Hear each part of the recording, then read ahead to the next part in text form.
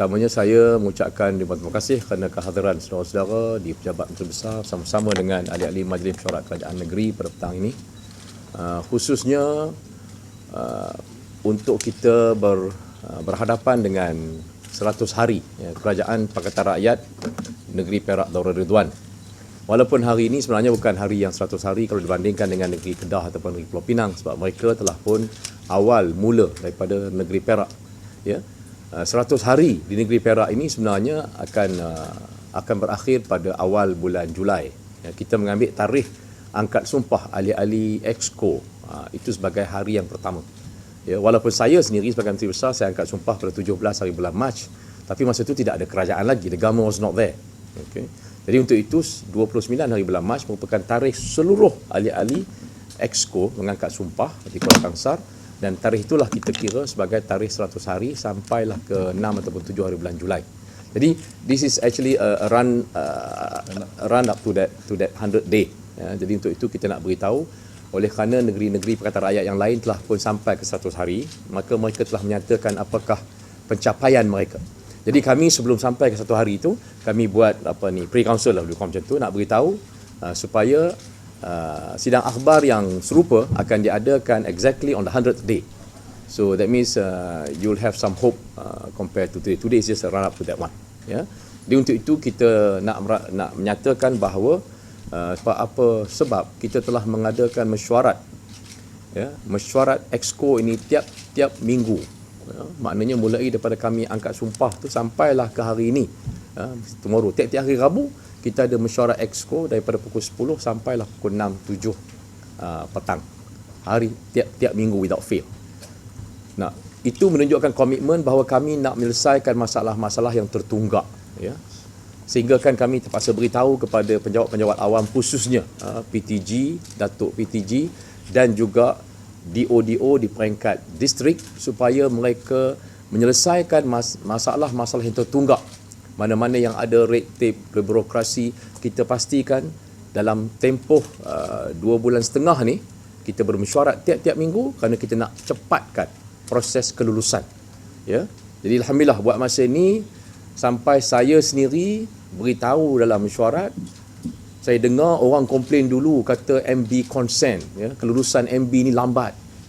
Tapi saya sendiri tanya PTG, ada tak tempat-tempat yang masih lagi di pejabat dia file-file yang tebal yang masih menunggu MB consent? Dia kata tak ada. Sebab kebanyakan MB consent datang ke pejabat MB, I think at the most 2 days, 3 days clear. Sampai saya sendiri dalam mesyuarat tanya kepada PTG, mana dia MB consent. Jadi kemungkinan dia kata ada yang sangkut di district level. That one I wouldn't know. Okay. So that much yang kita beritahu kalau ada masalah lambat kelulusan daripada MB. Jadi buat masa ni, pejabat saya, pejabat PTG, tak ada lagi file-file yang tersangkut. Kita nak beritahu kepada bukan hanya mereka-mereka yang ada interaksi, nak beli tanah, jual tanah, pindah milik ataupun pelabur-pelabur, bahawa we mean business. Kita nak bantu, nak mempercepatkan segala keputusan. Itu sebabnya kita bermesyuarat tiap-tiap minggu without fail. Yang keduanya, kita nak beritahu pada sepanjang 2 bulan setengah yang lepas ini, kehadiran orang-orang masyarakat rakyat kepada pejabat-pejabat kami ini tiap-tiap hari Selasa, itu kira the maximum, fully packed from 8 up to about 7, 6:30. Hari biasa, Isnin, Rabu, Khamis pun orang datang juga. Walaupun dia orang tahu ada mesyuarat Exco, datang juga.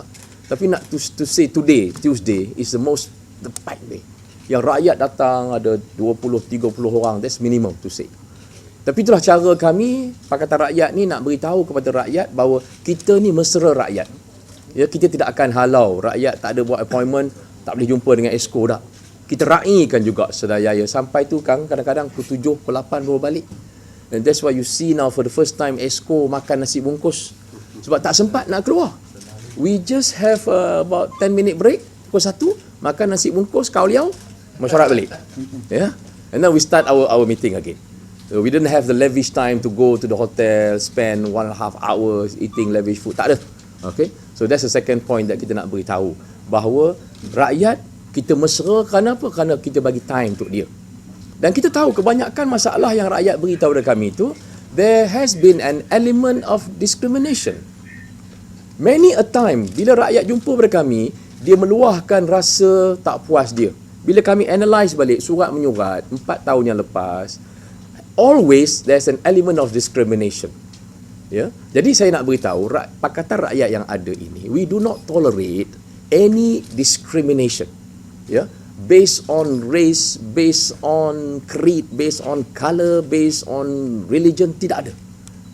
Yeah? But those were the findings that we actually were faced with whenever rakyat bring in their complaints, yeah, and their comments. So we are saying that the third issue is kerajaan yang ada ini kerajaan yang tidak akan memberi apa-apa ruang dalam kita membuat keputusan untuk membenarkan apa-apa elemen unsur-unsur diskriminasi berdasar kepada bangsa, kaum, puak. No, we don't tolerate that. Okay? Keputusan yang kami buat tiap-tiap minggu tu, ya, adalah keputusan bersama. It's a collective decision.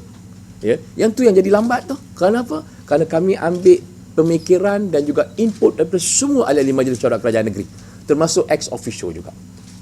Ya. So tak tahulah kalau dulunya barangkali dia cepat, jadi kita tak pasal buat mesyuarat begitu sekali. Okey. Yang keempatnya, kaedah kami adalah kaedah kita dalam suasana orang datang ramai, kita raikan rakyat, kita buat mesyuarat tiap-tiap hari Rabu. Di samping kita juga datang SMS ni dengan telefon ni tak tahu cakap lah. You know, they've been asking for appointment or some decision through SMS. You know, which I believe, you know, we probably were talking about 30-40 SMS per day on average, right?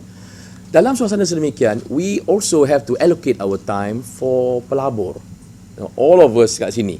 Kalau pertanian, dia akan jumpa dengan YB Jamaluddin. Ya? Kalau bab-bab keagamaan, bab-bab wanita, dia akan pergi kepada YB Zainuddin misalnya.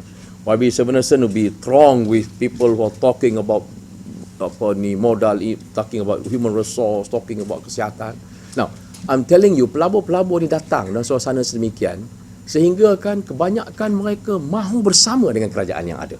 Ya? We even have closed some deals, you know, so there will be some groundbreaking ceremony in the very near future. Kenapa? Kerana mereka merasakan dahulunya kami datang, tapi kita berasa tawar hati. Kerana syarat-syarat yang official, tak official yang dikenakan kepada kami itu, dia merasakan tak menasabah. So akhirnya dia withdraw. Ya, kami ini bila kami raikan pada para pelabur, kita nak menyatakan bahawa di Pakatan Rakyat Government, the People's Alliance, is actually investor friendly. And that's the reason why those investors potential that have actually approached the government before we took over, they decided to walk off because why?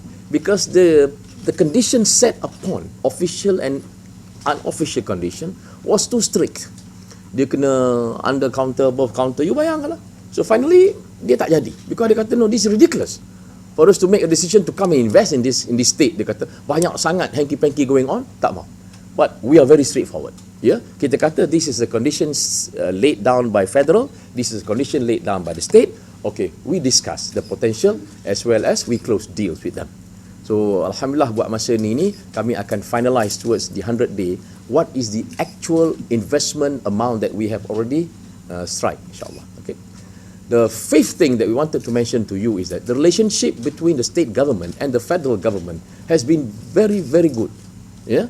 Nak beritahunya sehingga the whole team of the NCER headed by Datuk Seri Anwar Zaini ni, they came in full force in this office, in this very office, together with all the ahli-ahli Majlis Mesyuarat Kerajaan Negeri untuk membincangkan bagaimana negeri boleh bersama dengan NCER, and NCER has got 7 prongs. You know, all the big major projects are actually in NCER. You name it, infrastructure, pendidikan, pembuatan, tourism, they are all in NCER. And the whole team from Putrajaya came and kita ada kebersamaan dengan mereka. That is just to indicate how good relationship between federal and the state government. So the state government would assist in every way possible to enhance the NCER, particularly mega projects. You know, mega project kita sama-sama dengan the double tracking system, where Perak has got the longest stretch, and we give them ample assistance in trying to relocate squatters. Ya, kita buat kerja-kerja sedemikian nak pastikan bahawa that project dia tidak ada hindrance. Ya, it will go on macam tu.